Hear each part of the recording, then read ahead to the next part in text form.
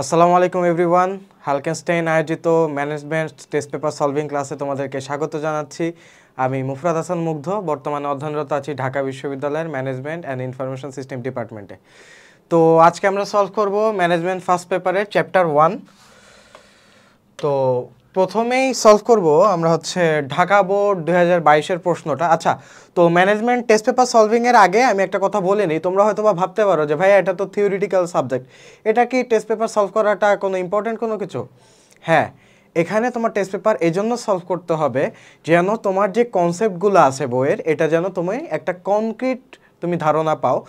এখন দেখো, মানে সৃজনশীল প্রশ্নের মেইন থিমটাই কিন্তু তোমার সৃজনশীলের যে উদ্দীপকটা থাকবে, উদ্দীপকের সাথে তোমার যে টেক্সট বুক তুমি পড়ছো, টেক্সট বুকের একটা সিঙ্ক করা। এখন এই সিঙ্কটা তুমি কখন ভালো করতে পারবা? যখন তুমি বেশি বেশি করে কোয়েশ্চেন সলভ করবা, কোয়েশ্চেন অ্যানালাইসিস করবা, ঠিক আছে? তো নর্মালি আমরা জানি যে আমাদের যদি মোটামুটি একটা ধারণা থাকে তাহলে সৃজনশীলে তোমার 10-এর মধ্যে 7 পাওয়া পসিবল। কিন্তু 7 মার্ক যদি তুমি পাও, আমি তোমাকে এখন একটা ক্যালকুলেশন দেখাই যে 7 মার্ক যদি পাও তাহলে 60টা সৃজনশীলে তোমার কত আসতেছে? 49। তো এখানে যদি তুমি 30-এ 30ও পাও তাহলে কিন্তু তোমার এ প্লাসটা ছুটে যাচ্ছে, ঠিক আছে? 79-তে যে আটকায় যাচ্ছে। তো তোমার আপাত দৃষ্টিতে মনে হতে পারে যে আমরা নর্মালি কমার্সের স্টুডেন্টরা যে ভুলটা করি, আমরা তোমার এমসিকিউ এর উপর বেশি ফোকাসড হই, কিন্তু এখানে কিন্তু আসলে উল্টা জিনিসটা করা উচিত। এখানে তোমার মার্ক বেশি কিন্তু তোমার সৃজনশীলে, কিন্তু আমরা বেশি ফোকাস দিয়ে ফেলি এমসিকিউতে। তাই আমরা যেন সৃজনশীলে 9 পেতে পারি বা 10-এ 10 পেতে পারি, এভাবে আমরা প্র্যাকটিস করব। তো তোমাদেরকে আমি বলে নেব, তোমাদের একটা কমন কোয়েশ্চেন থাকে যে ভাইয়া কয় পেজ লিখবো? Well, it's actually depend on the questions itself. কারণ তোমার কোয়েশ্চেনে যদি তুমি প্রপারলি অ্যান্সার করতে পারলো, যেমন এখানে বলা আছে যে প্রত্যক্ষ সেবা কি। এখন প্রত্যক্ষ সেবা কি এটা তুমি না বুঝায় তুমি আউল ফাউল 4 পেজ 5 পেজ লিখলা, তাহলে কিন্তু তোমার মার্কসটা দিবে না। তোমার প্রত্যক্ষ সেবা কি এটা এক্স্যাক্টলি এক লাইনে লিখতে হবে। তো আমরা নর্মালি জানি যে সৃজনশীলে তোমার কয়ের জন্য 1টা পয়েন্ট, ক্ষয়ের জন্য 2টা পয়েন্ট, গয়ের জন্য 3টা পয়েন্ট আর ঘয়ের জন্য 4টা পয়েন্ট। এখন আমি বলবো যে তোমরা কোন কোন পয়েন্টটা কিভাবে লিখবা। তো কয়ের জন্য নর্মালি এটা জ্ঞানমূলক প্রশ্ন থাকে। জ্ঞানমূলক প্রশ্নে তুমি জাস্ট পয়েন্টটা লিখে দিলেই হবে যে কোশ্চেনটা চাইছে প্রজনন শিল্প বলতে কি বোঝায়। আচ্ছা, এখানে এক লাইনে প্রথমে একটা অ্যান্সার লিখবে প্রজনন শিল্প বলতে কি বোঝায়, অর্থাৎ কাকে বলে এবং প্রজনন শিল্প কোনগুলা বা এর উদাহরণগুলা কি কি, এটা 2 নাম্বার। তারপরে প্রথম ব্যবসায়টি আওতা বিবেচনায় কোন ধরনের ব্যবসায়। তো এখানে উদ্দীপক পড়বা, উদ্দীপক পড়ে প্রথমে ব্যবসাটা ডিটেক্ট করবা, ডিটেক্ট করে ও এক লাইনে ব্যবসাটা লিখবা। মিরনের ব্যবসাটি এই ধরনের ব্যবসায় ফার্স্টে লিখবা। তারপরে খ নাম্বারে ওই ধরনের ব্যবসা কাকে বলে কনসেপ্টটা বুঝাবা। গ নাম্বারে তুমি উদ্দীপকের সাথে ওই কনসেপ্টটা একটা সিঙ্ক করবা বা ম্যাচ করবা। আর ঘ নাম্বারে তোমার সেম জিনিস, সেম 3টা পয়েন্ট, আর লাস্টে জাস্ট তুমি তোমার মতামত ব্যক্ত করবা, ঠিক আছে? এখানে যেহেতু বলছে যে তোমার মতামত ব্যক্ত করো, তো ওই যে আমরা পড়ছি না যে উপযুক্ত বিবেচনায় বলা যায় যে উদ্দীপকের গুরুত্ব অসীম, বা তোমার একটা মতামত দিয়ে দিবা। মানে ঘ নাম্বার লাস্টে তোমার একটা ডিসিশন, বা এই যে উদ্দীপক তুমি সলভ করলা, উদ্দীপকের সাথে তুমি টেক্সট বুকের একটা সিঙ্ক ঘটালা, এটা সম্পর্কে তোমার একটা জেনারেলাইজ মন্তব্য দিবা। ওকে, তো সৃজনশীল কত পেজ হবে এটা অ্যাকচুয়ালি তোমার উপর ডিপেন্ড করে। ক আর খ তো 1 পেজে হয়ে যাওয়ার কথা, গ নাম্বার তোমার 2 পেজ, ঘ নাম্বার 3 পেজ, ঠিক আছে? তো এইভাবে তুমি সৃজনশীলটা লিখবা। আচ্ছা, তো চলো প্রথমে আমরা দেখি প্রশ্ন 1 নাম্বার, ঢাকা বোর্ড 2022 কি বলা আছে যে মিরন খয়রাবাদ নদীর পূর্ব পারে 20 বিঘা জমি কিনে পুকুর খনন করে মাছ চাষ করছেন। আচ্ছা, সে মাছ চাষ করছে, তিনি পুকুর পাড়ে বিভিন্ন দেশীয় বিদেশি ফুল ও ফলের বাগান করেছেন এবং সুন্দর বাংলো তৈরি করে বনভোজনের জন্য ভাড়া দিছে। মিরনের বাবা দাদার আদি ব্যবসা হলো ভারত থেকে আমদানি করে উন্নত বীজ, সার ও গাছের কলম বিক্রি করা। ইনি উপজেলা পর্যায়ে ডিলার নিয়োগ দিয়ে তাদের কাছে নিজস্ব গাড়িতে করে মালামাল সরবরাহ করেন। ওকে, এটা ছিল তোমার উদ্দীপক। তো চলো আমরা অ্যান্সারে যাই। তো এখানে বলা হয়েছে যে তোমার প্রত্যক্ষ সেবা কাকে বলে। আচ্ছা, তো এখানে বলা হয়েছে যে প্রত্যক্ষ সেবা কাকে বলে। এখানে তো তোমার বইয়ের যেটা দেওয়া আছে তোমরা বইয়েরটা দিতে পারো, এটা এক্স্যাক্টলি হুবহু টেস্ট পেপারের মতো আলাদা করে মুখস্থ করার দরকার নেই। তো এখানে মানে প্রত্যক্ষ সেবা তাহলে কাকে বলে চলো দেখে নিই। গ্রাহকদের সরাসরি সেবা দেওয়ার বিনিময়ে অর্থ উপার্জন করাকে প্রত্যক্ষ সেবা বলে, এবং ডাক্তারি, ওকালতি প্রভৃতি। আর তুমি এটা লিখতে পারো যে তোমার এখানে একটা কথা থাকলে ভালো হয় যে স্বাধীন উপার্জনক্ষম ব্যবসায়, স্বাধীন উপার্জনক্ষম ব্যবসায়। এটা কিন্তু প্রত্যক্ষ সেবা কিন্তু একটা স্বাধীন পেশা, স্বাধীন পেশা, স্বাধীন পেশা, ঠিক আছে। এই স্বাধীন পেশা কথাটা উল্লেখ থাকলে তোমার ভালো হয়, দেখবে বইয়েও এই কথাটা উল্লেখ আছে, ঠিক আছে। তো প্রত্যক্ষ সেবা কাকে বলে আমরা জানলাম। খ নম্বরে চলো দেখি কি বলা আছে। খ নম্বরে বলা আছে যে প্রজনন শিল্প বলতে কি বোঝায়। আচ্ছা, তো প্রজনন শিল্প মূলত উদ্ভিদ ও প্রাণীর তোমার বংশ বিস্তারকরণের মাধ্যমে যে শিল্পটা হয় ওটা হচ্ছে প্রজনন শিল্প। অর্থাৎ উদ্ভিদ ও প্রাণী দুইটা জিনিস থাকবে, উদ্ভিদ ও প্রাণী বংশ বিস্তার এবং লালন পালনের সাথে জড়িত শিল্পকে প্রজনন শিল্প বলে। অর্থাৎ এখানে রিপ্রোডাকশন হবে, কি হবে? রিপ্রোডাকশন। এখানে তোমার দুইটা উদাহরণ আছে, নার্সারি আর হ্যাচারি, নার্সারি আর হ্যাচারি। এখন এটার সাথে অনেক সময় তোমরা কৃষি শিল্পকে মিলায় ফেলো, কৃষি শিল্প বা প্রাকৃতিক শিল্প, এই দুইটাকে তোমরা মিলাই ফেলো। তো দেখো প্রজনন শিল্প কোনটা হবে? যেখানে তোমার রিপ্রোডাকশন বা পুনঃ উৎপাদন থাকবে, পুনঃ উৎপাদন থাকবে, মানে পুনরায় উৎপাদন তুমি করতে পারবা। যেমন হচ্ছে নার্সারিতে কি হয়, নার্সারিতে তোমার বড় যে গাছগুলো আছে ওখান থেকে কলম করে করে ছোট আবার গাছ তোমার বিস্তার করা হয়, তেমনি কলম থেকে আবার যখন বড় গাছ হয় ওখান থেকে আবার কলম করা হয়। তো এখানে দেখো একটা রিপ্রোডাকশন হচ্ছে কিন্তু, ঠিক আছে, একটা কন্টিনিউয়াস প্রসেস প্রোডাকশনের। তারপর হচ্ছে প্রাণীর বংশ বিস্তার, এখানেও কিন্তু তোমার সেম, এই যে পোলট্রি ফার্ম, ডেইরি ফার্ম, মৎস্য উৎপাদন, নার্সারি হ্যাচারি, এই দুইটা প্রায় আসে। নার্সারি হ্যাচারি কোন শিল্পের অন্তর্গত? এটা প্রজনন শিল্প, এটা এমসিকিউতে প্রায় আসে। এই যে প্রজনন শিল্পের মাধ্যমে প্রকৃতি প্রদত্ত সম্পদ লালন পালন করে সেগুলোর বংশ বাড়িয়ে বা স্বাভাবিক ফলনের মাধ্যমে সম্পদ তৈরি করা হয়। তো প্রজনন শিল্পের একটা কমন বৈশিষ্ট্য কি থাকবে? যে সেখানে তোমার বংশ বৃদ্ধি করা হবে। ওকে, তো এখানে তোমার মেইনলি একটা জিনিস মাথায় রাখবা, প্রথমে তুমি প্রজনন শিল্প কাকে বলে এটা লিখলা, এটা হচ্ছে 1 পয়েন্ট, মানে 1 মার্কের জন্য। আর এই শিল্পের উদাহরণ এবং এই শিল্পের কাজ কি এটা তুমি সেকেন্ড কলামে তুমি হচ্ছে বর্ণনা করবা, ঠিক আছে। তো এই গেল খ নাম্বার। তো গ নাম্বারে চলো দেখি কি বলা আছে।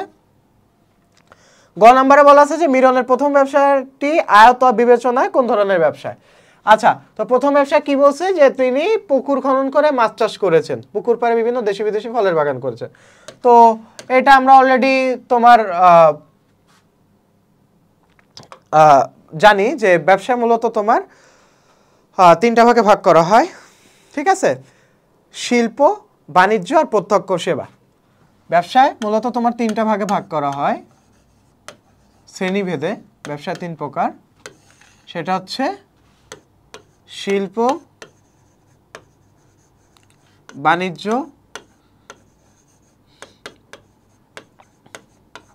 প্রত্যক্ষ সেবা।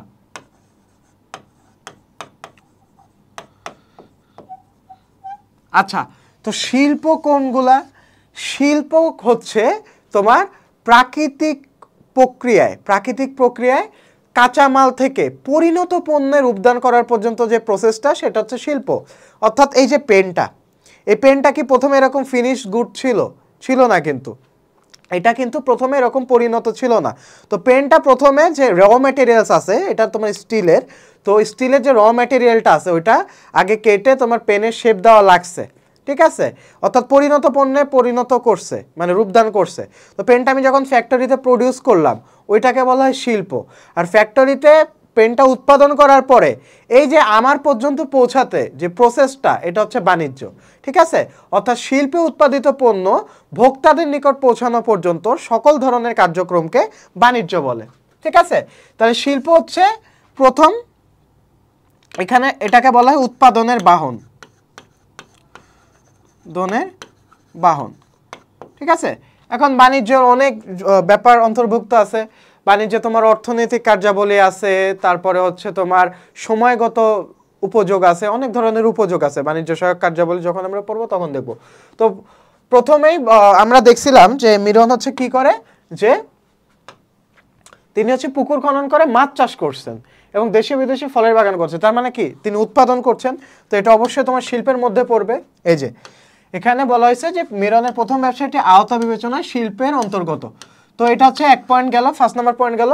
এখন তুমি মানে শিল্প জিনিসটাকে এটা ডেসক্রাইব করবা, এই যে ডেসক্রাইব করলা যেটি পণ্য ও সেবা উৎপাদন এবং রূপান্তর প্রক্রিয়ার সাথে জড়িত, এর মাধ্যমে প্রাকৃতিক সম্পদ প্রক্রিয়াজাত করে মানুষের ব্যবহার উপযোগী পণ্যে পরিণত করা হয়, এক্ষেত্রে পণ্যের নতুন উপযোগ সৃষ্টি হয়। আচ্ছা, উপযোগ কথাটা তো আমরা অনেকেই শুনেছি, উপযোগ মানে জানি, তোমরা কেউ বলতে পারবে? উপযোগ মানে হচ্ছে অভাব পূরণের ক্ষমতা, অভাব পূরণের ক্ষমতাকে বলা হয় উপযোগ সৃষ্টি করা। ঠিক আছে, তোমার একটা নতুন অভাব দেখা গেল, তো ওইটা পূরণের জন্য কিন্তু তোমার শিল্প লাগবে, বাণিজ্য লাগবে, প্রত্যক্ষ সেবা লাগবে, বোঝা গেছে? অর্থাৎ মানুষের অভাব যদি না থাকতো তাহলে কিন্তু এত ব্যবসা, এত ইন্ডাস্ট্রি কোনো কিছুই হতো না। তো এটা হচ্ছে উপযোগ সৃষ্টি হয়, এটা হচ্ছে 2 নাম্বার পয়েন্ট। অর্থাৎ 2 নাম্বারে তুমি শিল্প কাকে বলে এটা একটু লিখবা।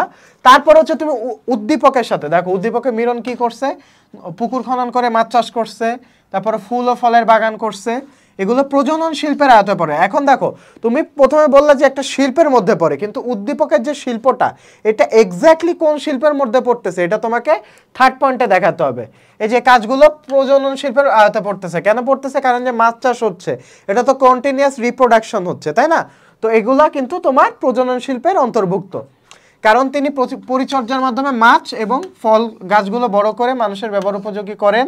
তারপরে তুমি বর্ণনা করবা যে কেন এটা প্রজনন শিল্পের মধ্যে অন্তর্ভুক্ত হচ্ছে, কারণ মাছ ও ফল গাছগুলো বড় করে মানুষের ব্যবহার উপযোগী করেন। আবার তিনি সেখানে একটি বাংলো তৈরি করেন, বনভোজনের জন্য ভাড়া দেন, এটি মানুষের বিনোদনের চাহিদা মেটায় এবং তিনি সেবার বিনিময়ে অর্থ উপার্জন করেন, এটা সেবামূলক শিল্পের অন্তর্গত কাজ। ঠিক আছে, সেকেন্ড কাজটা তিনি কি করেন, একটা বাংলো তৈরি করেন। তো এখনকার বাংলাদেশে বা এখনকার বিশ্বে ম্যাক্সিমাম কাজ কিন্তু, ম্যাক্সিমাম ব্যবসার যে শাখাটা সবথেকে বড় হচ্ছে সেটা কিন্তু তোমার সার্ভিস, মানে প্রত্যক্ষ সেবাটা অনেক বড় হচ্ছে। তুমি দেখো সেলুনে যাও, এটা এক ধরনের প্রত্যক্ষ সেবা। তুমি তোমার বিউটি পার্লারে যাও, তারপরে হচ্ছে তুমি যে কোনো একটা কনসালটেন্সি ফার্মে যাও, এগুলো কিন্তু তোমার সেবা, প্রত্যক্ষ সেবা। এখন সার্ভিস রিলেটেড জিনিসগুলো কিন্তু অনেক স্প্রেড হচ্ছে, ওয়াইড স্প্রেড হচ্ছে। ঠিক আছে, এখন যে তোমার দেখো ব্যবসা প্রত্যক্ষ সেবার মধ্যে পার্থক্য কি? প্রত্যক্ষ সেবা কিন্তু তোমার যেই পণ্যটা প্রোভাইড করে সেই পণ্যটা কিন্তু দেখা যায় না, ভিজিবল না। যে আমি সেলুনে গেলাম, সেলুনকে আমাকে কোনো পণ্য দিতেছে না, কিন্তু সে সেবা দিচ্ছে, এর বিনিময়ে সে অর্থ পাচ্ছে। ঠিক আছে, এটা কিন্তু ইনটেনজিবল অ্যাসেট, অর্থাৎ এটা একটা অদৃশ্যমান সম্পদ। ঠিক আছে, আর নর্মালি ব্যবসায় কিন্তু দৃশ্যমান সম্পদ, অর্থাৎ তোমার যে পণ্য এটা দেখা যায়, চোখে দেখা যায়, ধরা যায়, স্পর্শ করা যায়।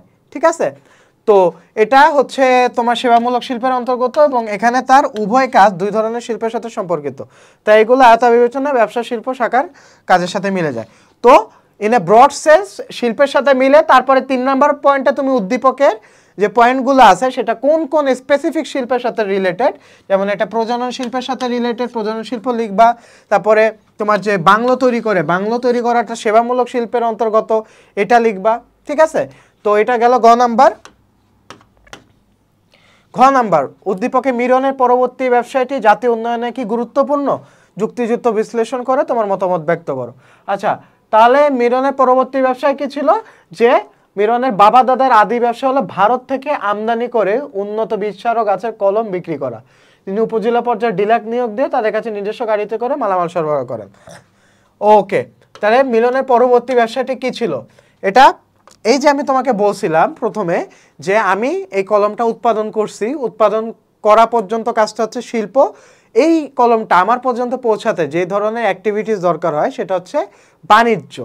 তো এই যে মিলনের পরবর্তী ব্যবসায়িক কাজটা সেটা ছিল যে উন্নত বীজ, সার ও গাছের কলম বিক্রি করা এবং উপজেলা পর্যায়ে ডিলার নিয়োগ করে তাদের নিজস্ব গাড়িতে করে মালামাল সরবরাহ করেন। তার মানে কি, এই যে পরিবহনটাও কিন্তু বাণিজ্যের অন্তর্ভুক্ত। তাই উদ্দীপকে মিলনের পরবর্তী ব্যবসায়টি তোমার বাণিজ্যের অন্তর্ভুক্ত, যা জাতীয় উন্নয়নে গুরুত্বপূর্ণ ভূমিকা রাখে বলে মনে করি। তারপরে বাণিজ্য কি সেটা এক্সপ্লেন করবা, এটা হচ্ছে 2 নাম্বার পয়েন্ট, এটা 1 নাম্বার পয়েন্ট। আইডেন্টিফাই করবা, তারপরে বাণিজ্য কি সেটা এক্সপ্লেইন করবা, গুরুত্বপূর্ণ শাখা, এর মাধ্যমে উৎপাদিত পণ্য চূড়ান্ত ভোগকারীর কাছে পৌঁছায়।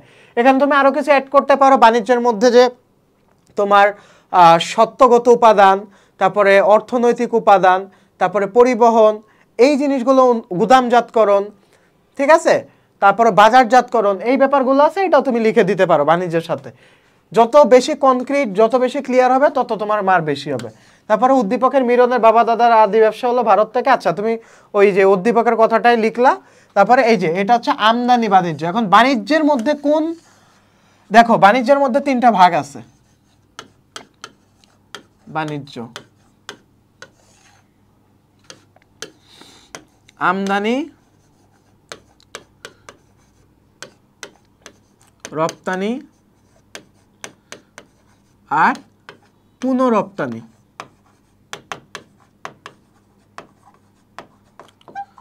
এখন আমদানি কি? আমদানি হচ্ছে তোমার বাইরে থেকে কোনো পণ্য আমাদের দেশে আনা, যে পণ্যগুলো আমাদের অভাব রয়েছে। বাংলাদেশ কিন্তু আমদানি নির্ভর দেশ।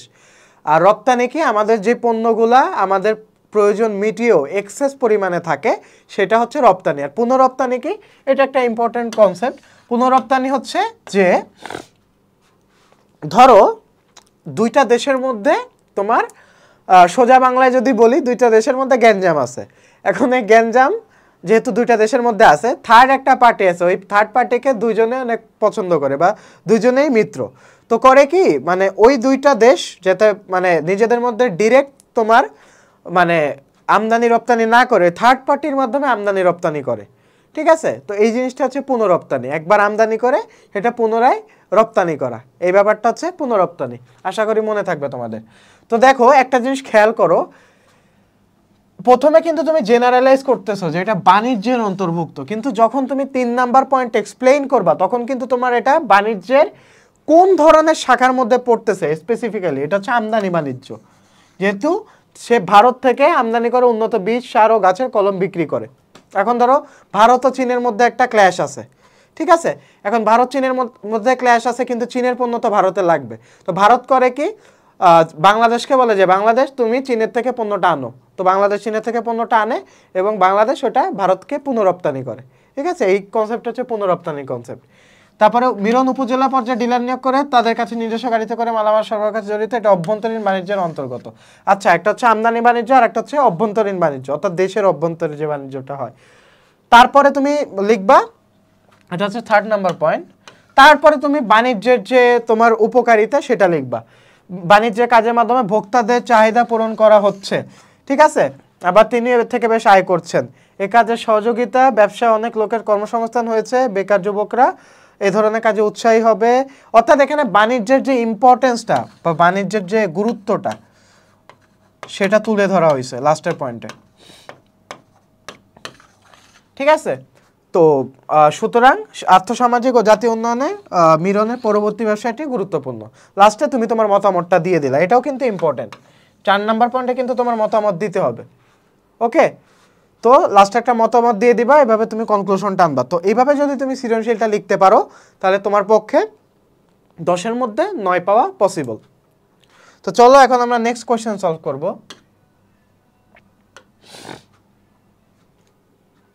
আচ্ছা, এখন আমরা সেকেন্ড কোয়েশ্চেনটা সলভ করব। এটা হচ্ছে ময়মনসিংহ বোর্ড 2022 সাল, 22 সালে প্রশ্নটা আসছিল।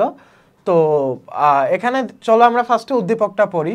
ঈশ্বরদী ইপিজেড এলাকায় অবস্থিত রশ্মি গার্মেন্টস একটি সোয়েটার উৎপাদনকারী প্রতিষ্ঠান। আচ্ছা, এখানে একটা প্রতিষ্ঠান আছে যেটা হচ্ছে সোয়েটার উৎপাদন করে এবং বিশ্বের বিভিন্ন দেশ থেকে উল এনে সোয়েটার তৈরি করে এবং তা নিজের দেশে বিক্রি করে।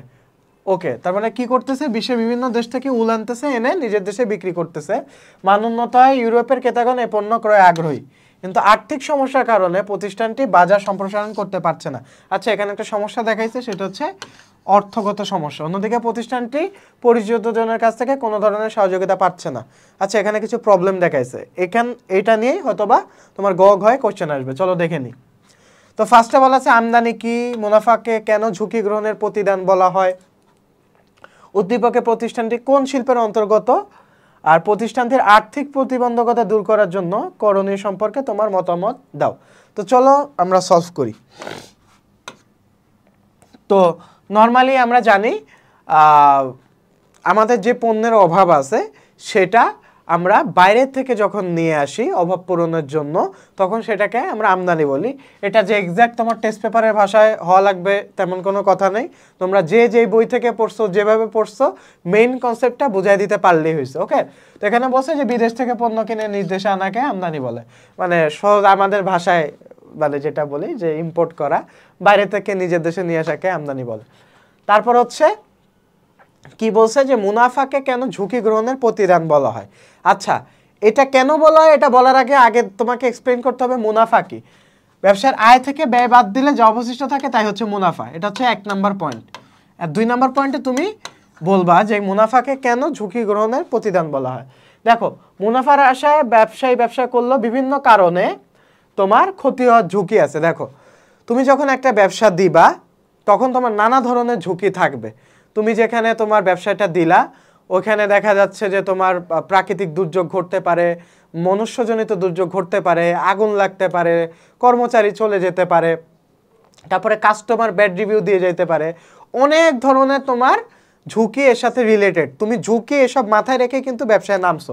তো ঝুঁকি যত বেশি হবে মুনাফা তত বেশি হবে, বা মুনাফা তত নাও হতে পারে। ঠিক আছে, যে বিভিন্ন ধরনের যে ক্ষতি, যেমন পণ্য বিনষ্ট হওয়া, চাহিদা কমে যাওয়া, এই ধরনের ঝুঁকি আছে। এই ঝুঁকি না নিলে ব্যবসা করা যায় না। ঝুঁকি বেশি হলে মুনাফার পরিমাণও বেশি হওয়ার সম্ভাবনা থাকে, তাই মুনাফাকে ঝুঁকি নেওয়ার প্রতিদান বলা হয়। ঠিক আছে, তো এই ছিল খ নাম্বার। এখন আমরা গ নাম্বারে যাব। আচ্ছা, তো গ নাম্বারে কি বলা ছিল যে কোন শিল্পের অন্তর্গত। আচ্ছা চলো আগে আমরা দেখে নিই, কোশ্চেনটা দেখি। বলা হয়েছে যে উৎপাদনকারী প্রতিষ্ঠান বিভিন্ন দেশ থেকে উল এনে সোয়েটার তৈরি করে এবং তা বিক্রি করে। ওকে, তাহলে এখানে যেহেতু বিক্রি করতেছে, বলা আছে যে সে নিজেই মানে সোয়েটার উৎপাদন করে, তাহলে এটা উৎপাদন শিল্পের অন্তর্ভুক্ত প্রতিষ্ঠানটি, যেহেতু সে উৎপাদন করতেছে। তারপরে 2 নাম্বার পয়েন্টে আমরা লিখবো যে উৎপাদন শিল্প কি।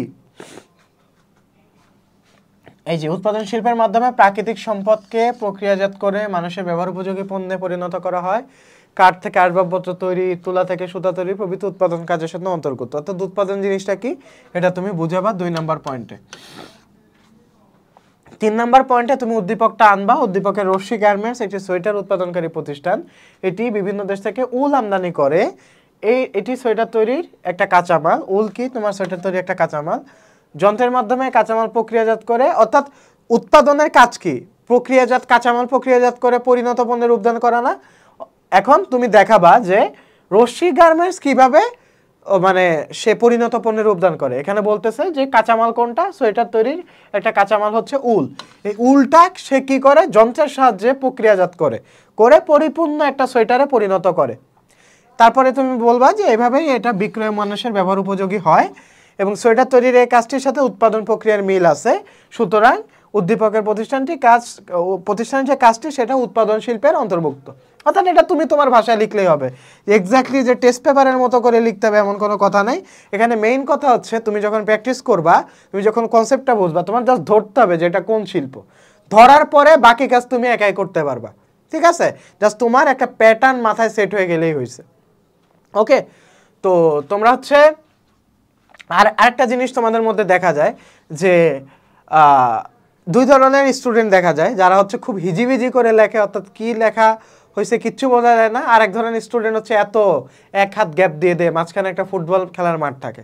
তো তোমাদের মানে প্র্যাকটিস থাকতে হবে। তোমরা যখন খাতায় নিজেরা প্র্যাকটিস করবা, টেস্ট পেপার সলভ করবা, তখন টাইমলি ঘড়ি ধরে তুমি অ্যান্সার করার ট্রাই করবা। ঠিক আছে, 3 ঘন্টার মধ্যে তোমার 7টা সৃজনশীল করতে হবে। তাহলে তুমি ওই 3 ঘন্টাকে 3 × 18 180 মিনিটকে তুমি 7 দিয়ে ভাগ দাও, কত মিনিট করে পরে দেখো, ওই মিনিট ধরে ধরে তুমি শেষ করবা। ওকে, তাহলে আরেকটা জিনিস দেখা যায় যে ফার্স্টের সৃজনশীলগুলোতে আমরা অনেক টাইম নিয়ে লিখি, কিন্তু পরের সৃজনশীলগুলোতে অনেক রাশলি লিখি। এভাবে লেখার দরকার নেই, প্রত্যেকটা সৃজনশীল সেম পেসে সেম স্পিডে লিখবা। আর খাতা কিভাবে তোমরা ইউজ করবা সেটা আমি বলে দিছি। মানে এটা এমন না যে তুমি অনেক পেজ নিছো তার মানে তুমি ভালো স্টুডেন্ট, অনেকে লুজ নিচ্ছ তুমি ভালো স্টুডেন্ট, তা না। তোমার যতটুক লেখার দরকার ততটুক লিখবা। আউল ফাউল জিনিস লেখার দরকার নেই, আবার অনেক কম লিখলেও তোমার মার্ক কমে যাবে, তো দুইটার একটা ব্যালেন্স রাখা দরকার। আচ্ছা, ঘ নাম্বার চলো দেখি কি বলা আছে। ঘ নাম্বারে বলছে যে আচ্ছা, আর্থিক প্রতিবন্ধকতা দূর করতে তুমি কি কি স্টেপ নিতে পারো, এটা একটু তোমার মাথা খাটায় লিখতে হবে। তো এখানে বলছে যে প্রতিষ্ঠানটি আর্থিক প্রতিবন্ধকতা দূর করার জন্য ব্যাংক ঋণ নেওয়া যৌক্তিক হবে বলে আমি মনে করি। এখন দেখো, তুমি বলতে পারো যে কেন ভাইয়া, ব্যাংক ঋণ নিলে তো সেটার এক ধরনের সুদ দিতে হবে। হ্যাঁ, সুদ দিতে হবে, এটা যেহেতু একটা প্রতিষ্ঠান, এটা ব্যাংকের মানে প্রতিষ্ঠানের নামে কিন্তু ব্যাংকের লোনটা যাবে। কিন্তু তুমি যদি আত্মীয় স্বজন বন্ধু বান্ধবের কাছ থেকে নাও, এটা কিন্তু তুমি কুলায় উঠতে পারবে না, কারণ তোমার একটা শিল্প প্রতিষ্ঠান মানে উৎপাদনকারী প্রতিষ্ঠান, এটা তোমার কম অ্যামাউন্টের মানি দিয়ে হবে না। তো এটা এখানে তুমি তোমার ব্যাংক লোন নিতে পারো, এবং সেই সাথে প্রপার প্ল্যান করা লাগবে যে তুমি কিভাবে ব্যাংক লোনটা তুমি পরিশোধ করবা। তো প্রতিষ্ঠানটি আর্থিক প্রতিবন্ধকতা দূর করার জন্য ব্যাংক ঋণ নেওয়া যৌক্তিক হবে বলে আমি মনে করি। তারপরে তুমি বলবা যে ব্যবসা বাণিজ্য পরিচালনার ক্ষেত্রে অর্থ কেন দরকার হয়, এবং ব্যাংক থেকে ঋণের মাধ্যমে অর্থটা মানে অর্থের যে সমস্যা ছিল এটা কিভাবে সমাধান হয়। দেখো, বলা হয়েছে যে প্রতিনিয়ত অর্থের প্রয়োজন হয়, এটি ছাড়া ব্যবসা চালানো যায় না। তারপরে পরিধি বাড়াতেও পর্যাপ্ত মূলধন থাকতে হয়। ব্যাংক ঋণের মাধ্যমে অর্থজনিত সমস্যার সমাধান করা যায়। অর্থাৎ এখানে একটা তুমি সলিউশন দেখালা। ফার্স্টে তো তুমি বলছোই এটা ব্যাংক ঋণ যৌক্তিক হবে তুমি মনে করো, তারপর তুমি একটা সমাধান দেখালা যে ব্যাংক ঋণের মাধ্যমে অর্থজনিত সমস্যা সমাধান করা যায়। এখন কিভাবে সমাধান করা যায় এটা তুমি থার্ড পয়েন্টে লিখবা। উদ্দীপকের রশ্মি গার্মেন্টস একটি সোয়েটার উৎপাদনকারী প্রতিষ্ঠান, অর্থাৎ তুমি উদ্দীপক তুলে দিলা যে আর্থিক সমস্যার কারণে প্রতিষ্ঠানটি সেখানে পণ্যের বাজার সম্প্রসারণ করতে পারছে না। প্রতিষ্ঠানটি অবস্থায় ব্যাংক থেকে ঋণ নিতে পারে, এতে তাদের প্রয়োজনীয় অর্থের যোগান হবে, ফলে বিদেশি প্রতিষ্ঠানটির বাজার সম্প্রসারণ হবে। এক্ষেত্রে যে বড় ধরনের টাকা প্রয়োজন তা পরিচিত জনের কাছ থেকে পাওয়া সম্ভব হতো না, ওই যে কথাটা বললাম। ফলে ক্রেতাদের যে অর্ডার অনুযায়ী সোয়েটার উৎপাদনের পর্যাপ্ত কাঁচামাল আমদানি করতে পারবে, মানসম্মত সোয়েটার তৈরি করতে পারবে, বিদেশে রপ্তানি করতে পারবে। এরপর মুনাফা হলে সেটা থেকে ব্যাংক ঋণ পরিশোধ করতে পারবে। এখানে দেখো সলিউশনও দেখাইছে যে কোথা থেকে ব্যাংক ঋণ পরিশোধ করতে পারবে। তাই ব্যাংক থেকে ঋণ নিয়ে প্রতিষ্ঠানটি আর্থিক সমস্যা দূর করতে পারবে। তাহলে জিনিসটা খুব ইজিলি বোঝা যাচ্ছে যে প্রথমে তুমি আইডেন্টিফাই করবা কিভাবে তুমি আর্থিক সমস্যাটা দূর করবা, তারপরে তুমি যেই সলিউশনটা দেখাইছো সলিউশনটা কতটুকু ফিজিবল এটা তুমি ব্যাখ্যা করবা। ওকে, ঘ নাম্বার আশা করি বুঝতে পেরেছো। ওকে, তো এখন আমরা সলভ করব ময়মনসিংহ বোর্ড 2022 10 নম্বর প্রশ্ন, যেটা চ্যাপ্টার 1 থেকে আসছিল। তো এখানে বলা হয়েছে প্রজনন শিল্প কি, যেটা অলরেডি আমরা শিখেছি। তারপর হচ্ছে আমদানি বাণিজ্য জীবনযাত্রার মানকে উন্নত করে, এটা ব্যাখ্যা করতে বলছে। তারপরে মিসেস দিলরুবার কার্যক্রম কোন ধরনের ব্যবসার অন্তর্ভুক্ত, এটা ব্যাখ্যা করতে বলছে। মিসেস দিলরুবার ভাবনাটির অর্থনৈতিক গুরুত্ব বিশ্লেষণ করতে বলছে। আচ্ছা, তো চলো এখন আমরা উদ্দীপক পড়ে নিই, মানে উদ্দীপকে কি বলা আছে। তো উদ্দীপকে বলা আছে যে মিসেস দিলরুবা একজন স্বনামধন্য চিকিৎসক, তার মানে বুঝতেছো সে মানে প্রত্যক্ষ সেবার অন্তর্গত তার এই চিকিৎসা সেবাটা। তিনি একটা মেডিকেল কলেজে কর্মরত, অফিসের পর তিনি রোগীদের নিয়মিত চিকিৎসা সেবা প্রদান করেন। তিনি গরিব রোগীকে বিনামূল্যে চিকিৎসা সেবা দেন। প্রতি বছর তাকে নির্দিষ্ট হারে আয়কর দিতে হয়। ঠিক আছে, আয়কর দিতে হয়। মাঝে মাঝে তিনি ভাবেন যে সবাই যদি যথাযথভাবে আয়কর দিত তাহলে দেশের উন্নয়ন আরো ত্বরান্বিত হতো। ওকে, তো এখানে বলছে দিলরুবার কার্যক্রম কোন ধরনের ব্যবসার অন্তর্ভুক্ত, এটা তো আমি বলেই দিলাম, প্রত্যক্ষ সেবার অন্তর্ভুক্ত। মিসেস দিলরুবার ভাবনাটির অর্থনৈতিক গুরুত্ব বিশ্লেষণ করো, অর্থাৎ এই যে আয়কর দিতে হয়, আয়করের যে ব্যাপারটা এটার অর্থনৈতিকভাবে কতটা গুরুত্বপূর্ণ এটা বিশ্লেষণ করতে বলছে। তো চলো আমরা সলিউশনে যাই। তো প্রথমে প্রজনন শিল্প বলতে কি বোঝায় আমরা সবাই জানি যে উদ্ভিদ ও প্রাণীর বংশ বিস্তারকরণের মাধ্যমে লালন পালন প্রক্রিয়ার সাথে জড়িত শিল্পকে প্রজনন শিল্প বলে, অর্থাৎ তোমার পুনঃ উৎপাদনকরণ, ঠিক আছে, বা পুনঃ প্রক্রিয়াজাতকরণ। এবার খ নাম্বার বলছে যে আমদানি কাকে বলে, বিদেশ থেকে পণ্য সামগ্রী কিনে নিয়ে দেশে আনাকে আমদানি বলে। তারপর আমদানি বাণিজ্যের মাধ্যমে বাংলাদেশের বিভিন্ন দেশ থেকে উন্নত প্রযুক্তি পণ্য সামগ্রী কিনে আনে। এসব পণ্য প্রযুক্তি ব্যবহার করে ভোক্তারা নানাবিধ সুযোগ সুবিধা পেয়ে থাকে। নতুন নতুন পণ্য ব্যবহারের মাধ্যমে তাদের জীবনযাত্রার মানও উন্নত হতে থাকে। ঠিক আছে, তো নর্মালি এগুলো তো মুখস্থ করার জিনিস না, এগুলো তো তুমি মুখস্থ করবা না, তুমি জাস্ট পড়বা, পরে কনসেপ্টটা মাথায় নিবা। আমদানি কাকে বলে বলবা, এবং আমদানির কারণে তোমার কি কি সুবিধা হবে কি কি অসুবিধা হবে সবগুলো তুমি তুলে ধরবা। সেকেন্ড পয়েন্টে। ওকে, তো এর মধ্যে তুমি লিখতে পারো যে আমদানির মধ্যে কি কি অন্তর্ভুক্ত, বা আমদানির যে একটা উদাহরণ দিতে পারো, মানে ইটস আপ টু ইউ। তো গ নাম্বারে কি বলা আছে যে মিসেস দিলরুবার কার্যক্রম কিসের অন্তর্ভুক্ত? এই যে দেখো, প্রত্যক্ষ সেবামূলক ব্যবসার অন্তর্ভুক্ত। তো এটা গেল 1 নম্বরে, পয়েন্ট আউট করলা। তারপর হচ্ছে প্রত্যক্ষ সেবা কাকে বলে সেটা তুমি পয়েন্ট আউট করবা, যে ব্যবসার মাধ্যমে গ্রাহকদের সরাসরি সেবা দেওয়া হয়, সেবা দেখা বা স্পর্শ করা যায় না, মানুষের প্রয়োজন বা অভাব পূরণ করতে পারে এবং এই সেবার বিনিময়ে ফি দিতে হয়। ঠিক আছে, তারপর হচ্ছে উদ্দীপকের মিসেস দিলরুবা একজন স্বনামধন্য চিকিৎসক, অর্থাৎ উদ্দীপকের সাথে এখন তুমি তোমার কনসেপ্টকে ম্যাচ করবা। অফিসের পর তিনি একটা ক্লিনিকে রোগীদের সেবা দেন, রোগীদের সেবা দেওয়ার বিনিময়ে তিনি অর্থ উপার্জন করেন, এতে রোগীর চিকিৎসা সেবা উপকৃত হচ্ছে, এবং যেহেতু স্বাস্থ্যসেবা দেওয়া হয় তার উদ্দেশ্য, সেবার বিনিময়ে হাসপাতাল কর্তৃপক্ষ এবং তিনি নিজে অর্থ উপার্জন করছেন, এসব যে বৈশিষ্ট্যগুলো আছে এটা কিন্তু প্রত্যক্ষ সেবার সাথে রিলেটেড বা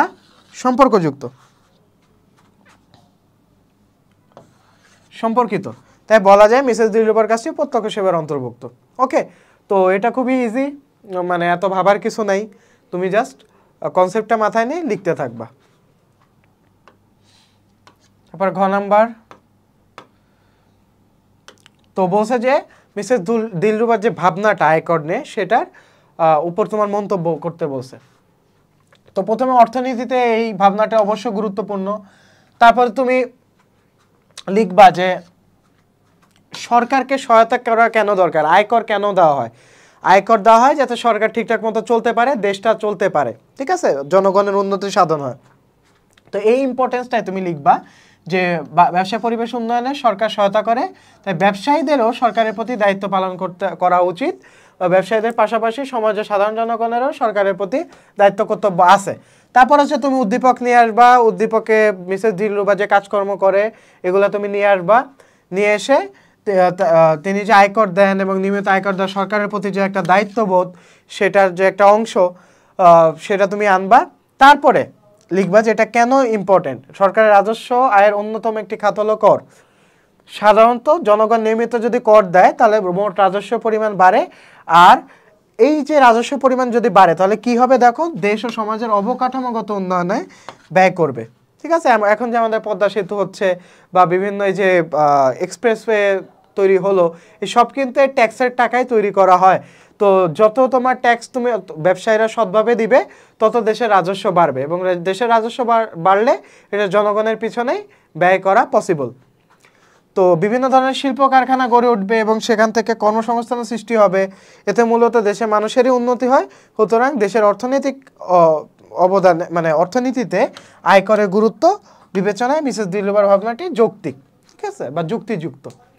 তো এইভাবে তুমি তোমার মতো করে লাস্টে তোমার মতামতটা দিয়ে দিবা। আর ঘ নাম্বারে কিন্তু একটা জিনিস খেয়াল করো তোমরা, লাস্টে কিন্তু একটা যৌক্তিক অযৌক্তিক গুরুত্ব অপরিসীম এই ধরনের সেন্টেন্স থাকে, অর্থাৎ তোমার নিজস্ব একটা মতামত কিন্তু থাকে। তা এই জিনিসটা সবসময় মাথায় রাখবা। ওকে, ঠিক আছে। তো এখন আমরা 4 নাম্বার কোশ্চেনটা দেখব। 4 নাম্বার কোশ্চেনে দেখো কি বলা আছে, ব্যবসায় কি, প্রজনন শিল্প বলতে কি বোঝায়, আবার প্রজনন শিল্প বলতে কি বোঝায়, এটা কিন্তু অনেক ইম্পর্টেন্ট, এটা বারবার আসতেছে। তারপর হচ্ছে উদ্দীপক উল্লেখিত Asif building planning and designing এর কাজটি ব্যবসার কোন শাখার অন্তর্গত ব্যাখ্যা করো। উদ্দীপকে উল্লেখিত প্রতিষ্ঠানটির উদ্ভূত পরিস্থিতি থেকে বের হওয়ার উপায় কি বলে তুমি মনে করো, যুক্তি দাও। তো এখন হচ্ছে 4 নাম্বার কোশ্চেনের যে উদ্দীপকটা সেটা আমরা দেখব। বলা আছে যে আর্কিটেক্ট ইঞ্জিনিয়ারিং পাস করার পর আসিফ ইকবাল কারো অধীনে চাকরি না করে তিনি একটা ফার্ম গঠন করেন। ওকে, আসিফ বিল্ডিং প্ল্যানিং ও ডিজাইন নামে একটা ফার্ম, এটাও প্রত্যক্ষ সেবার মধ্যে পড়তেছে।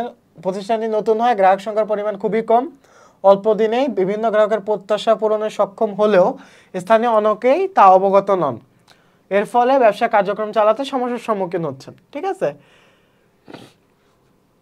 অবগত নন তার মানে মানুষকে তিনি ঠিক মতো জানাতে পারেনি। আচ্ছা, তো গ নাম্বার ক খ গ ঘ দেখি সিরিয়ালি।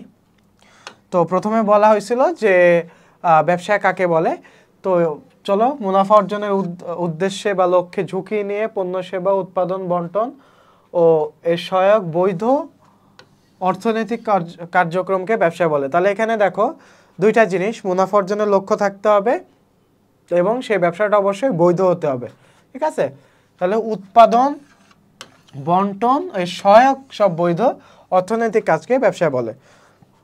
তো এখানে তিনটা জিনিস ইম্পর্টেন্ট, মুনাফা কথাটা থাকতে হবে, উৎপাদন বন্টন ও সহায়ক কথাটা থাকতে হবে এবং বৈধ অর্থনৈতিক কাজ এই কথাটা থাকতে হবে। খ নাম্বার, উদ্ভিদ ও প্রাণীর বংশ বিস্তার এবং লালন পালনের সাথে জড়িত শিল্পকে প্রজনন শিল্প বলে, এটা আমরা বারবার পড়ে আসছি। তারপরে প্রজনন শিল্পর কাজ কি বা প্রজনন শিল্পের উদাহরণ বা এর ইম্পর্টেন্স এটা তুলে ধরবা, যে এই শিল্পের মাধ্যমে পুনরায় উৎপাদনের কাজে ব্যবহার করা হয়, যেমন nursery, poultry farm, dairy farm, মৎস্য উৎপাদন, হ্যাচারি। প্রজনন শিল্পের মাধ্যমে প্রকৃতি প্রদত্ত যে সম্পদ সেটা লালন পালন করে এগুলোর বংশ বাড়িয়ে বা স্বাভাবিক ফলনের মাধ্যমে সম্পদ তৈরি করা হয়। ওকে, তো প্রজনন শিল্পটা তোমার খুবই ইম্পর্ট্যান্ট। তো এই ছিল প্রজনন শিল্প। তারপরে গ নাম্বার বলছে যে উদ্দীপকের ব্যবসাটি কোন ধরনের ব্যবসায়। তো আমরা বুঝতেছি যেহেতু প্ল্যানিং এবং ডিজাইনিং এটা প্রত্যক্ষ সেবা অন্তর্ভুক্ত, এবং তারপরে লিখবা প্রত্যক্ষ সেবা কাকে বলে, গ্রাহকদের সরাসরি সেবা দেওয়ার মাধ্যমে অর্থ উপার্জন করতে পারে। এটা দেখাও যায় না, স্পর্শ করা যায় না, এটা আমি আগেও বলছি যে এটা অদৃশ্যমান সম্পদ, কিন্তু মানুষের প্রয়োজন মেটাতে এটি সক্ষম। ডাক্তারি, অডিট ফার্ম, ওকালতি, বিভিন্ন ধরনের জিনিস এটা প্রত্যক্ষ সেবার অন্তর্ভুক্ত। তারপরে উদ্দীপকে আসিফ ইকবাল ইঞ্জিনিয়ারিং পাশ করে ডিজাইন ফার্ম করেন। এখন এটা কিভাবে তোমার প্রত্যক্ষ সেবা এটা তুমি এখানে এক্সপ্লেইন করবা, যে তিনি অল্প দিনেই বিভিন্ন গ্রাহকদের প্রত্যাশা পূরণে সক্ষম হন। এই কাজের মাধ্যমে তিনি গ্রাহকদের সরাসরি প্রকৌশল সেবা দিচ্ছেন, অর্থাৎ প্রকৌশল বিষয়ক বিভিন্ন পরামর্শ দিচ্ছেন। এই সেবার বিনিময়ে তিনি ফি হিসেবে যে অর্থ উপার্জন করছেন সেটা একটা স্বাধীন পেশা। তো এই সব বৈশিষ্ট্য যদি তুমি বিবেচনা করো তাহলে সেটা প্রত্যক্ষ সেবা ব্যবসার সাথে সামঞ্জস্যপূর্ণ। তাই উদ্দীপকের এই বিবেচনায় বলা যায় যে আসিফের এই ব্যবসায়টি প্রত্যক্ষ সেবার অন্তর্ভুক্ত। ওকে, তো এই গেল গ নাম্বার। এখন হচ্ছে ঘ নাম্বার। ঘ নাম্বারে কি বলা আছে যে উদ্দীপকে উদ্ভূত পরিস্থিতি থেকে তুমি কিভাবে পরিত্রাণ পেতে পারো। এই যে উদ্দীপকে উল্লেখিত প্রতিষ্ঠানের উক্ত পরিস্থিতি থেকে উত্তীর্ণ পাওয়া হচ্ছে বাজারজাতকরণ প্রসারের ব্যবস্থা করা। আচ্ছা, তো এখানে একটা কথা বলছিল উদ্দীপকে যে জ্ঞানের অভাব, সরি জ্ঞানের না, যে অনেকেই অবগত নন, মানে তিনি যেই সেবাটা প্রদান করছেন এটা মানুষ জানেই না। এখন এটা কিভাবে জানবে? আমরা ধরো আমি একটা প্রোডাক্ট উৎপাদন করলাম, এটা যদি মানুষের কাছে পৌঁছাতে না পারি, জানাতে না পারি, প্রোডাক্ট সম্পর্কে বিভিন্ন জ্ঞান না দিতে পারি, তাহলে কি তুমি জানবা? পটেটো ক্র্যাকার্স কিন্তু সবাই চিনে, কারণ পটেটো ক্র্যাকার্সের বিভিন্ন অ্যাড দেখছি, ব্র্যান্ডিং দেখছি, ঠিক আছে? তো এটা বাজারজাতকরণ প্রসারের মাধ্যমে কিন্তু হয়েছে।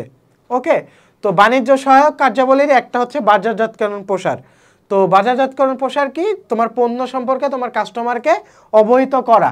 তো এটার মাধ্যমে তোমার এই যে বাধাটা, পণ্যের জ্ঞানগত যে বাধাটা সেটা দূর হয়। তো দেখো এর মাধ্যমে পণ্য বা সেবার ব্র্যান্ড সম্পর্কে গ্রাহকদের মধ্যে একটা আগ্রহ সৃষ্টি হয়, এতে পণ্যের বিক্রয় বাড়ে এবং এটি ব্যবসার ক্ষেত্রে পণ্যের প্রচারগত বাধা দূর করে। বিজ্ঞাপন, বিক্রয় প্রসার, ব্যক্তি বিক্রয় প্রচার ইত্যাদি বাজারজাতকরণের প্রসারের অন্তর্ভুক্ত। তারপরে তুমি উদ্দীপকের সাথে রিলেট করবা, তিনি একটা ফার্ম গঠন করেন আসিফ, প্রতিষ্ঠানটির মাধ্যমে তিনি অল্প দিনে গ্রাহকদের প্রত্যাশা পূরণে সক্ষম হন, কিন্তু তিনি দুঃখিত, এটা নতুন প্রতিষ্ঠিত বলে এলাকার অনেকে জানে না, এজন্য গ্রাহক সংখ্যাও কম। তো এই অবস্থায় তুমি সলিউশন দিবা, প্রবলেম আইডেন্টিফাই করলা 3 নম্বরে, 4 নম্বরে সলিউশন দিবা যে এই অবস্থা আসিফ ইকবালকে বাজারজাতকরণ প্রসারে পর্যাপ্ত ব্যবস্থা করতে হবে। এই জন্য তিনি বিলবোর্ড, পোস্টার, ব্যানার, প্রচার প্রভৃতি কৌশল নিতে পারেন। এতে মানুষের কাছে ফার্মটির পরিচিতি পাবে এবং এর সাফল্য কৃতিত্বের ব্যাপারে সবাই জানতে পারবে এবং তিনি যে সেবা দেয় এটা গ্রাহকরা জানতে পারবে। ফলে তার কাছ থেকে প্রকৌশল সেবা নিতে মানুষ আরও আগ্রহী হবে এবং ফার্মের গ্রাহক সংখ্যা বাড়লে এবং যদি বাড়ে তাহলে তার আরও মুনাফা লাভে সে সক্ষম হবে এবং তার অর্থনৈতিক দিক থেকেও সে উন্নতি লাভ করতে পারবে। ঠিক আছে, তো এই ছিল তোমার ঘ নাম্বার কোশ্চেনের অ্যান্সার। এখন আমরা হচ্ছে 5 নাম্বার কোশ্চেনটা দেখব, যেটা হচ্ছে দিনাজপুর বোর্ড 2022 সালের কোশ্চেন আমরা সলভ করব। তো এখানে বলা আছে বাণিজ্য কি, প্রত্যক্ষ সেবা বলতে কি বুঝো, উদ্দীপকে বর্ণিত জনাব আবেদিন কোন ধরনের অভ্যন্তরীণ বাণিজ্যের সাথে জড়িত এটা ব্যাখ্যা করতে বলছে, অর্থ সংক্রান্ত প্রতিবন্ধকতা দূরীকরণই জনাব আবেদিনকে কাঙ্ক্ষিত লক্ষ্যে পৌঁছাতে সহায়তা করবে, উদ্দীপকের আলোকে বিশ্লেষণ করো। তো এখন আমরা হচ্ছে তোমার উদ্দীপকটা পড়বো। দেখো জনাব আবেদিন কি করছে, স্থানীয় বাজারে একটা ঘর ভাড়া করছে এবং তাতে মানুষের নিত্য প্রয়োজনীয় বিভিন্ন সামগ্রী উঠাইছে, উঠায় দোকানের একটা নাম দিছে আবেদিন স্টোর। ওকে, সে একটা ঘর ভাড়া করছে, করে একটা মানে মুদি দোকান দিছে। তিনি পাইকারি ব্যবসায়ীদের কাছ থেকে পণ্য ক্রয় করে খুচরা মূল্যে ক্রেতাদের কাছে বিক্রি করেন। তিনি সততা নিষ্ঠার সাথে ব্যবসা পরিচালনা করেন, তার ব্যবসা পরিচিতি বিক্রয় দিনে দিনে বৃদ্ধি পাচ্ছে, কিন্তু অর্থ সংকটের কারণে মানুষের বাড়তি চাহিদা পূরণ করা তার জন্য কঠিন হয়ে পড়ছে। তার মানে জনাব আবেদিনে কোন ধরনের অভ্যন্তরীণ বাণিজ্যের সাথে জড়িত? তো আমরা জানি অভ্যন্তরীণ বাণিজ্যের মধ্যে আছে পাইকারি ব্যবসা, খুচরা ব্যবসা, তো এগুলার একটার মধ্যে সেটা হবে। তো চলো আমরা সলভ করি। তো প্রথমে আমরা দেখব বাণিজ্য কাকে বলে। তো আমরা আগে থেকেই জানি যে শিল্পে উৎপাদিত পণ্য ভোক্তার কাছ পর্যন্ত পৌঁছানো পর্যন্ত যে ধরনের কাজগুলো আছে সবই তোমার বাণিজ্যের মধ্যে পড়ে। এই যে ব্যবসা বা শিল্পে ব্যবহৃত কাঁচামাল উৎপাদিত পণ্য ভোক্তার কাছে পৌঁছানো পর্যন্ত সকল ধরনের কার্যাবলীকে আমরা বাণিজ্য বলি। তারপরে খ নাম্বার প্রত্যক্ষ সেবা কাকে বলে দেখব। মুনাফা অর্জনের উদ্দেশ্যে ভোক্তা বা গ্রাহকদের সরাসরি কোনো সেবা দেওয়াকে প্রত্যক্ষ সেবা বলে। এখানে স্বাধীন পেশাজীবীগণ বা স্বাধীন পেশায় নিয়োজিত ব্যক্তিগণ এই কথাটা তুমি অ্যাড করতে পারো। তারপরে এক্ষেত্রে সেবাকে কেন্দ্র করে আর্থিক কাজ পরিচালিত হয় এবং সেবা দেখা বা স্পর্শ করা যায় না, অর্থাৎ প্রত্যক্ষ সেবার যে ক্যারেক্টারিস্টিক্স আছে সেটা তুমি দিবা, যে এখানে গ্রাহককে একটা নির্দিষ্ট ফি দিতে হয় এবং প্রত্যক্ষ সেবার কি কি এক্সাম্পল আছে, চিকিৎসা, আইন, ব্যবসা, নার্সিং, ওকালতি, এগুলো কিন্তু তোমার প্রত্যক্ষ সেবার অন্তর্ভুক্ত। তো এই গেল খ নাম্বার। এখন গ নাম্বার আমরা দেখব যে জনাব আবেদিনের ব্যবসায় কোন অভ্যন্তরীণ বাণিজ্য কোনটার মধ্যে অন্তর্ভুক্ত। তো আমরা জানি সে যেহেতু পাইকারি ব্যবসায়ীদের কাছ থেকে কিনে গ্রাহকদের কাছে বিক্রয় করে, তার মানে তার ব্যবসাটা হচ্ছে খুচরা ব্যবসায়। তো খুচরা ব্যবসায়ীদের কাজ করছে। তারপর হচ্ছে খুচরা ব্যবসায়ী কাকে বলে সেটা তুমি লিখবা। উৎপাদক বা পাইকারের কাছ থেকে পণ্য কিনে তার সরবরাহ করা হয়। খুচরা ব্যবসায়ী সরাসরি ভোক্তাদের কাছে পণ্য বিক্রয় করে। দৈনন্দিন ব্যবহারে যেসব পণ্য দোকান থেকে সংগ্রহ করা হয় সেগুলোর খুচরা ব্যবসার প্রতিষ্ঠান। তারপর হচ্ছে তুমি উদ্দীপকে যাবা। উদ্দীপকে জনাব আসিফের যে কাজ সেটা কেন খুচরা ব্যবসায় সেটা তুমি রিলেট করবা। এখানে দেখো বলা আছে যে পাইকারি ব্যবসায়ীদের কাছ থেকে তিনি একত্রে মাল কিনে আনেন, তারপর খুচরা মূল্যে গ্রাহকদের কাছে বিক্রয় করেন। এক্ষেত্রে তিনি পণ্য সংগ্রহ করেন পাইকারদের থেকে আর বিক্রি করেন ভোক্তাদের কাছে। এই লাইনটা ইম্পর্টেন্ট। তাহলে এভাবে জনাব আবেদিন পাইকার ও ভোক্তাদের মধ্যে তিনি একটা লিঙ্ক ক্রিয়েট করতেছেন, তিনি দুই পক্ষের মধ্যে একটা সেতুবন্ধন তৈরি করতেছেন। এইসব বৈশিষ্ট্য খুচরা ব্যবসায়ীদের সাথে সম্পর্কিত যা ব্যবসায় আওতায় পড়ে। সুতরাং জনাব আবেদিনের যে ব্যবসায়িক কার্যক্রম এটা খুচরা ব্যবসার মধ্যে পড়তেছে, সেটা আমরা বলতে পারি। এই ছিল গ নাম্বার কোশ্চেনের সলভ। এখন ঘ নাম্বার বলছে তার যে আর্থিক প্রতিবন্ধকতা আছে, অর্থাৎ সে ক্রেতাদের বাড়তি চাপ সামাল দিতে পারছেন না, এই জন্য তিনি কি কি অ্যাক্টিভিটিস বা কি কি কাজ করতে পারেন চলো দেখে আসি। তো এখানে বলছে ব্যাংক থেকে ঋণ নিয়ে অর্থ সংক্রান্ত প্রতিবন্ধকতা সে দূর করতে পারে। এটা আমরা আগেও একটা কোশ্চেন যখন সলভ করছিলাম তখন দেখছিলাম। তো তারপরে আমরা দেখব ব্যবসা বাণিজ্য পরিচালনার ক্ষেত্রে অর্থের কেন প্রয়োজন এবং এই অর্থের প্রয়োজন মেটাতে ব্যাংক কিভাবে এটা সাহায্য করতে পারে। তো এখানে তুমি লিখলা খ নাম্বারের পয়েন্টে, মানে খ নাম্বার বলতে কি 2 নাম্বার পয়েন্টে এটা লিখলা। 3 নাম্বার পয়েন্টে তুমি উদ্দীপকের সাথে রিলেট করবা যে জনাব আবেদিন একজন ব্যবসায়ী, তিনি নিত্য প্রয়োজনীয় যে পণ্য বিক্রি করেন সেটা সততা নিষ্ঠার সাথে করে, কিন্তু তার এক্সট্রা অর্থ নাই বলে জনগণের যে এক্সট্রা প্রয়োজন সেটা তিনি মেটাতে পারছেন না। তো এখন হচ্ছে 4 নাম্বার পয়েন্টে যে তুমি সলিউশন দিবা, ঠিক আছে? সলিউশনটা তুমি 4 নাম্বার পয়েন্টে যে দিবা যে জনাব আবেদিন এই অবস্থায় ব্যাংক থেকে ঋণ নিতে পারেন, এতে তিনি তার প্রয়োজন মতো আর্থিক সুবিধা পাবেন, ফলে তিনি ক্রেতাদের ফরমায়েশ অনুযায়ী পর্যাপ্ত পরিমাণ পণ্য কিনতে পারবেন আর তা বিক্রির মাধ্যমে তিনি প্রচুর মুনাফা পাবেন। এরপর মুনাফা থেকে ব্যাংক ঋণ সে পরিশোধ করতে পারবে এবং এই ব্যাংক ঋণ তার অর্থগত প্রতিবন্ধকতা দূর করবে। সুতরাং ব্যাংক ঋণ নেওয়া জনাব আবেদিনের জন্য যৌক্তিক হবে। তো মূলত এখানে তুমি লাস্টে একটা মতামত দিয়ে দিবা, তারপরে ব্যাংক ঋণটা কেন নেওয়া প্রয়োজন এবং তিনি কিভাবে পরিশোধ করবে একটা সলিউশন তুমি দেখায় দিবা। তো এই হচ্ছে মূলত তোমার 5 নাম্বার কোশ্চেনের সলভ। তো 6 নাম্বার কোশ্চেনের সলভ আমরা নেক্সট ক্লাসে করব। ঠিক আছে? আল্লাহ হাফেজ।